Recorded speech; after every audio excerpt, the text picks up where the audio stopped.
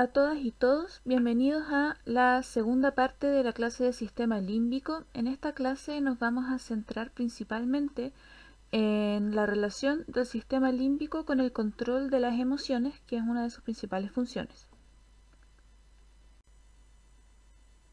Bueno, vamos a comenzar dando una pequeña introducción acerca del tema de las emociones. ¿Y qué son las emociones? Se puede considerar como emoción a cualquier estado de los sentimientos, por ejemplo, miedo, ira, felicidad, amor, etc., que se acompaña de cambios corporales viscerales que son dirigidos por el sistema autónomo. Existen una gran cantidad de estudios que categorizan las emociones según distintos criterios. Hay muchas maneras de categorizar las emociones. Uno de los pioneros en este sentido fue el psicólogo Paul Ekman, el cual teorizó la existencia de 6 emociones básicas, las cuales al combinarse van a ir formando emociones más complejas. Las 6 emociones básicas que fueron establecidas por Ekman son el enfado o ira, el disgusto o asco, el miedo, la felicidad o alegría, la tristeza y la sorpresa.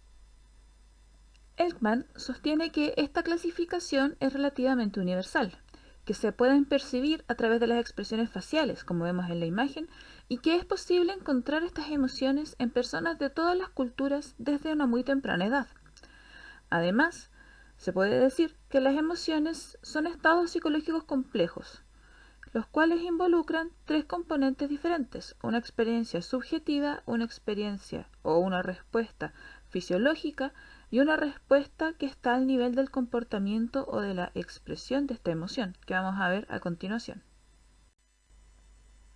La experiencia subjetiva se refiere al hecho de que aun cuando agrupamos las emociones en categorías amplias como felicidad, ira, tristeza, etc., cada emoción es vivida o sentida de forma distinta por cada persona. Esto quiere decir, por ejemplo, que la ira que siente una persona no va a ser nunca igual a la ira que sienta otra persona, y así con todas las emociones. Además, esto se acompaña del hecho de que pocas veces experimentamos una emoción completamente pura. Nunca estamos completamente tristes o solamente felices o solamente enojados. Por ejemplo, imaginemos que nos enfrentamos a una situación en un trabajo nuevo. Vamos a sentir excitación, pero también vamos a sentir nerviosismo. O un casamiento. Imaginen que se van a casar. Seguramente van a sentir que hay mucha felicidad, pero también mucha ansiedad. Y así muchas emociones se combinan. La respuesta fisiológica, por su parte, se refiere, como podemos esperar, ¿cierto?, a las reacciones de nuestro cuerpo frente a determinadas emociones. Por ejemplo, al ponernos nerviosos nos van a sudar las manos. Cuando sentimos miedo, se incrementa nuestra frecuencia cardíaca, etc. Estas respuestas fisiológicas están principalmente controladas por el sistema nervioso somático, que recordemos es parte del sistema nervioso autónomo, que a su vez es parte del sistema nervioso periférico. El sistema nervioso autónomo regula las reacciones involuntarias de nuestro cuerpo y es el principal encargado de, por ejemplo, la respuesta de lucha o huida, que es la que prepara al organismo para huir de un peligro o enfrentarse a una amenaza. Esta respuesta la vamos a ver más adelante. Por otro lado, la respuesta a nivel del comportamiento tiene que ver con el cómo se expresa una emoción dada. La mayoría de las personas pasan mucho tiempo observando y analizando las expresiones emocionales del resto, es decir, sus respuestas del comportamiento, ya que nos van a dar información sobre cómo debemos comportarnos en cierta situación. La habilidad de cada persona para captar certeramente estas expresiones emocionales del resto se relacionan a lo que se conoce como inteligencia emocional. Y muchas de estas expresiones de las emociones, ¿cierto?, son parte de nuestro lenguaje corporal. En este sentido, muchas de las respuestas del comportamiento o expresiones emocionales son universales, como por ejemplo una sonrisa para indicar felicidad o la expresión de tristeza cuando llevamos la comisura de los labios hacia abajo. Claro que en esto hay que considerar también las normas socioculturales de donde nos encontremos, ya que también juegan un rol en determinar cómo vamos a expresar o interpretar las emociones. Por ejemplo, en Japón, las personas tienden a evitar demostrar expresiones de miedo o disgusto cuando se encuentran en presencia de una figura de autoridad. Y esto no quiere decir que no las sientan, solo que no las expresan, ya que prefieren expresar estas emociones cuando se encuentran solos, mientras que en la cultura occidental la expresión de las emociones negativas se da tanto como cuando se expresan las emociones positivas. Lo que quiere decir que estas emociones negativas se expresan tanto en solitario como en la presencia de más personas en la cultura occidental. Por eso siempre hay que tener claro el contexto de donde nos encontremos en cuanto a las normas socioculturales para expresarnos y poder interpretar bien la expresión del resto. Antes de comenzar a ver de lleno la relación de las emociones con el sistema límbico, voy a hablarles un poco más en detalle de una estructura que mencioné en la clase anterior, que es la amígdala, ya que esta estructura del sistema límbico es muy relevante para algunas de las emociones que voy a presentar más adelante. La amígdala es una agrupación de núcleos que tiene forma de almendra y que se ubica en la zona medial del lóbulo temporal. Los núcleos que la componen se pueden subdividir en tres grupos, que están los núcleos basolaterales, los núcleos corticomediales y el núcleo central que vemos aquí.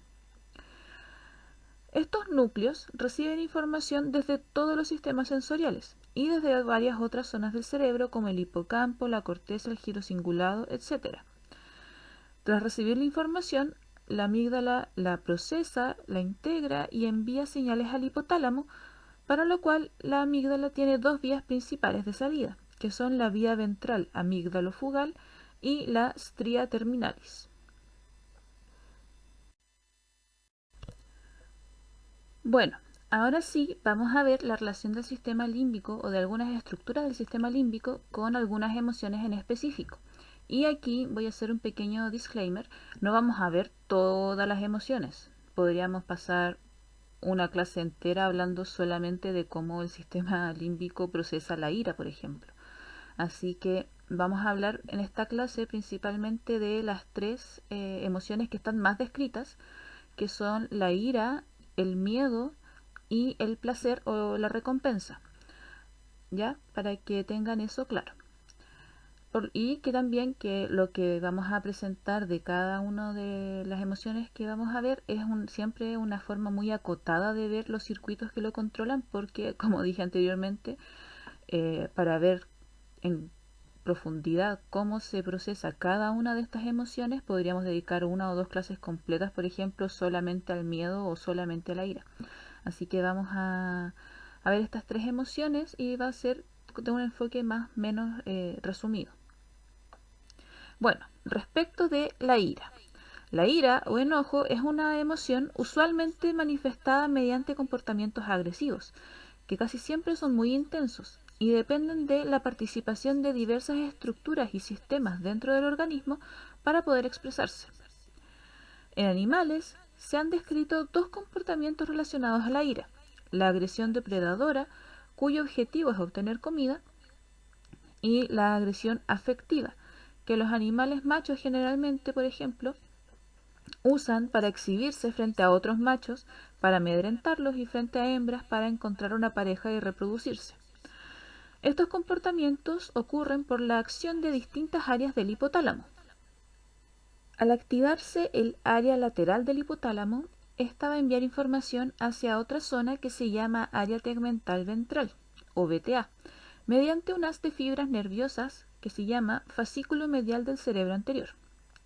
A su vez, el área tegmental ventral, al recibir esta información, va a gatillar los mecanismos que desencadenan la agresión depredadora. Vale mencionar aquí que esta no es la única manera de activar estos mecanismos, ya que al hacer experimentos cortando la conexión entre el hipotálamo y el VTA en el fascículo medial, el comportamiento no se elimina completamente. Sin embargo, no se tiene completa claridad de cuáles serían las otras estructuras que estarían mediando esto. Por otro lado, al activarse el área media del hipotálamo, esta va a enviar información hacia otra zona que se llama sustancia gris periacueductal o PAG, que es una zona de tejido que se encuentra en esta parte del tallo encefálico que está más bien medial ya en el cerebro. La conexión entre el hipotálamo y la sustancia gris periacueductal se produce mediante otro haz de fibras nerviosas que se llama fascículo longitudinal dorsal. Esto va a llevar a la activación de los mecanismos de agresión afectiva. La estructura que estaría regulando ambos mecanismos es la amígdala, que ya mencionamos anteriormente, ya que se ha visto que cuando se estimula el núcleo vasolateral de la amígdala, se activa el hipotálamo y las vías que generan el comportamiento de agresión afectiva. Por otro lado, al estimular el núcleo córtico-medial de la amígdala, se produce la activación de vías inhibitorias del hipotálamo que reducen el comportamiento agresivo depredador. Además, varios estudios demuestran que la amígdala también participa de la percepción y del reconocimiento de expresiones faciales iracundas o amenazantes, y que su conexión con otras estructuras corticales y subcorticales van a permitir que la persona o el individuo de estudio pueda responder a esta expresión amenazante de otra persona o un animal.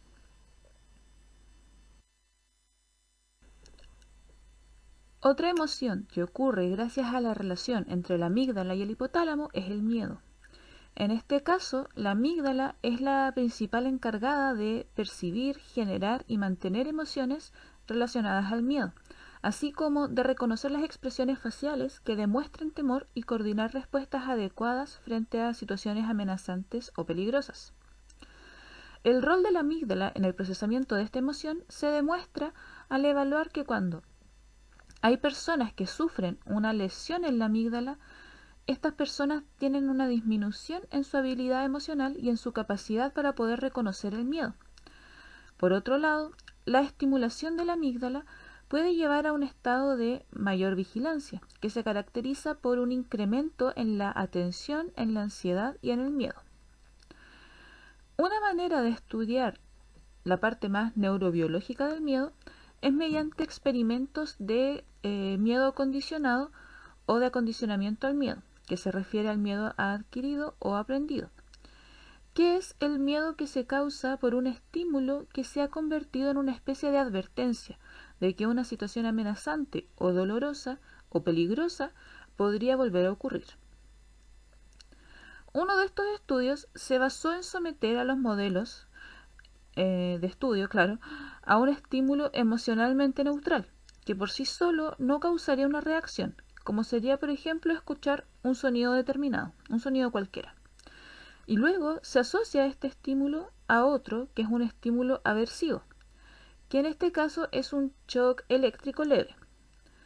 Tras un periodo de entrenamiento donde se produce la repetición de la aplicación de ambos estímulos, el estímulo neutro, que en este caso era escuchar un sonido determinado, va a pasar a ser un estímulo condicionado, pues el animal de estudio o el modelo de estudio ha aprendido a asociar este estímulo que era neutro al estímulo aversivo, que era el shock. Por lo que ahora este estímulo va a ser capaz de generar en el individuo la misma respuesta de que si se encontrara frente a una situación de peligro, por ejemplo, que es lo que asociamos con el shock eléctrico. Y estas respuestas serían, por ejemplo, la activación de los mecanismos de defensa o la activación del sistema nervioso autónomo que se va a encargar de la reacción de lucha-huida que vamos a ver más adelante. Estos estudios que vimos en la diapositiva anterior permitieron plantear el siguiente modelo, donde la información sensorial de ambos estímulos, tanto el sonido como el shock eléctrico, van a llegar a la amígdala, específicamente a los núcleos vasolaterales, desde donde se van a enviar señales al núcleo central de la amígdala que va a establecer conexiones con el hipotálamo, y esto va a generar la activación del sistema nervioso autónomo. Además, el núcleo central también se va a comunicar con la sustancia gris periacueductal, que fue la que vimos también anteriormente, y que se va a encargar de activar el sistema somático motor para generar una respuesta a nivel de comportamiento frente a este miedo. Finalmente, la amígdala también se va a comunicar con la corteza cerebral para que genere una experiencia emocional asociada al medio, o sea, perdón, al miedo. Ahora, relacionado a la emoción del miedo, podemos encontrar la reacción de lucha o huida, que es una reacción fisiológica que ocurre en respuesta a la percepción de un evento posiblemente dañino, como por ejemplo un ataque o una amenaza a la supervivencia. El sistema nervioso autónomo se encarga de regular la respuesta de lucha o huida, o fight or flight, que se encuentra muy ligada a la capacidad de un individuo para poder actuar de acuerdo a si percibe su ambiente o su entorno como seguro o amenazante. Esta percepción se puede dar cuando se analiza el tono de voz o los movimientos y expresiones faciales de una persona o animal con el cual el individuo esté comunicándose o relacionándose. Esta respuesta es posible debido a que existe una conexión directa entre el hipotálamo y el sistema nervioso autónomo, y que en este último, el nervio vago, que es el nervio craneal 10, es uno de los principales responsables de integrar esta respuesta, ya que se encarga de comunicar varias regiones cerebrales con sus correspondientes respuestas fisiológicas en el organismo. Cuando un individuo percibe un ambiente o un entorno como seguro, se van a producir mecanismos inhibitorios que van a actuar sobre las estructuras del sistema límbico que procesan la respuesta de lucha o huida, principalmente la amígdala. Entonces, estos mecanismos inhibitorios van a evitar que se produzca la estimulación de las vías y de las estructuras que se encargan de la respuesta de lucha o huida, como por ejemplo la materia gris periacueductal o sustancia gris periacueductal, que vimos anteriormente. Además de estos mecanismos inhibitorios, se van a activar otras áreas cerebrales que se van a encargar de los mecanismos de contacto social. Esto quiere decir que se va a inhibir lo que es la respuesta de lucha o huida y se va a propiciar la socialización. Por otro lado, cuando una persona o un individuo percibe un ambiente como peligroso o amenazante, no se producen los mecanismos de inhibición que vimos recién. Por lo tanto, la amígdala va a quedar libre para poder estimular las regiones de la sustancia gris periacueductal, que a su vez van a estimular distintas vías que van a producir las respuestas de lucha o huida.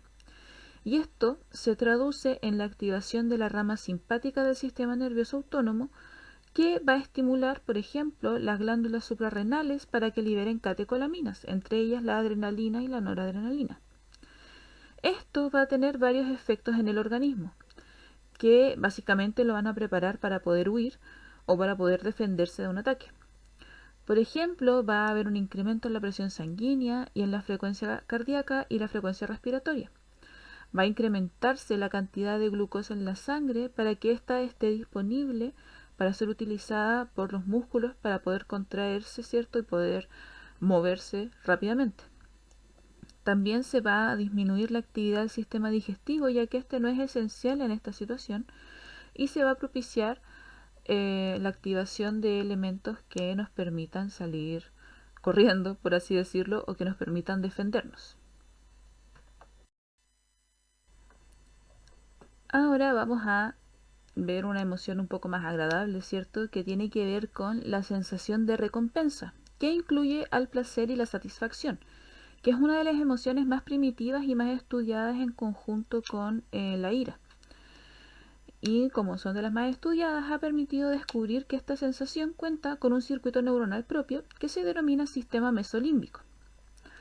El sistema mesolímbico corresponde a la conexión del hipotálamo con otras estructuras cerebrales que se relacionan con el procesamiento del placer o recompensa. Por ejemplo, el área tegmental ventral o VTA que vimos anteriormente, el núcleo accumbens, la corteza cingulada anterior, que vendría a ser la parte más frontal del giro cingulado que vimos en la clase anterior, la corteza prefrontal, entre otras. Varias de estas conexiones son establecidas mediante un conjunto de fibras nerviosas que se llama haz prosencefálico, no, prosencefálico o fascículo prosencefálico. Este sistema es la principal vía del procesamiento de la recompensa a nivel cerebral, Y el principal neurotransmisor que está involucrado en esta vía es la dopamina, por lo cual también se le llama sistema mesolímbico dopaminérgico. En condiciones normales, este sistema va a controlar las respuestas de un individuo ante recompensas naturales, como por ejemplo la comida, el sexo, las interacciones sociales, entre otras. Cuando este circuito neuronal se activa, le dice a un individuo que repita una conducta para poder obtener una recompensa que resulta gratificante para este individuo. También le dice a las estructuras cerebrales encargadas de la memoria que presten mayor atención a las características de la experiencia o de la conducta, por ejemplo, en su entorno, para poder captar estas características y así poder repetir en el futuro y obtener esta recompensa. Las estructuras que componen el sistema mesolímbico dopaminérgico son el área tegmental ventral o VTA, ¿cierto?, que es el lugar donde se encuentran las neuronas dopaminérgicas que se encargan de decirle al organismo si un estímulo ambiental es o no gratificante, en el sentido de que si es que da o no una sensación de recompensa, o si es aversivo, que es cuando da una sensación, por así decirlo, de castigo o de disgusto. Otra estructura es el núcleo accumbens, que es el objetivo principal de inervación de las neuronas del VTA. Se encarga de actuar como un mediador para poder obtener la sensación de recompensa frente a un estímulo gratificante. La amígdala, que ya hemos visto bastante en esta clase, participa de este circuito encargándose de establecer las asociaciones entre las señales del ambiente y si una experiencia en particular fue gratificante o fue aversiva. ¿A qué me refiero con esto? Por ejemplo, se encarga de hacer las asociaciones que después le permiten a un individuo recordar las señales ambientales que habían en su entorno, ¿cierto? Cuando encontró comida, por ejemplo, o cuando se encuentra con un depredador. Es decir, si esta situación y estos estímulos fueron gratificantes o fueron aversivos. El hipocampo, como ya hemos descrito anteriormente, se encarga de varios procesos relacionados a la memoria. Y en este contexto, en el sistema de recompensa, ¿cierto?, la memoria declarativa en específico es fundamental para poder recordar los elementos que componen la experiencia que haya resultado gratificante o aversiva para poder después nosotros buscar estos elementos en el ambiente para buscar obtener esta recompensa.